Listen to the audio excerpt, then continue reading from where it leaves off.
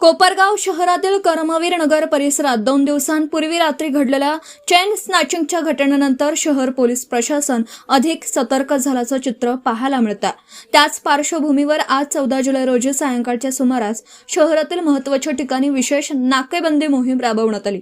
Chhatrapati Sambhaji circle तसेच लोकशाहीर अण्णाभाऊ साठे स्मारक परिसरात पोलिसांनी वाहनांची कसून तपासणी केली। या कारवाई दरम्यान विना नंबर प्लेटचे वाहने ट्रिपल सीट प्रवास करणारे, ड्रिंक अँड ड्राईव्ह तसेच वाहतूक नियमांचे उल्लंघन करणाऱ्या बेशिस्त वाहन चालकांवर कारवाई करण्यात आली।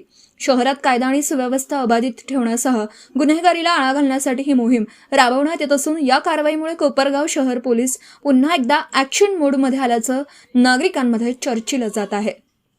सदरची कारवाई पोलीस निरीक्षक उद्धव डमाळे यांच्या मार्गदर्शनाखाली सहाय्यक पोलीस निरीक्षक संदीप सोनी आणि दीपक रोडे यांच्या पथकाकडून करण्यात येत आहे। आगामी काळातही अशा प्रकारच्या नाकेबंदी आणि तपासणी मोहिमा सुरू राहणार असल्याचे संकेत या कारवाईतून मिळत आहेत। माझं गाव चॅनलसाठी स्वप्नील कोपरे, कोपरगाव।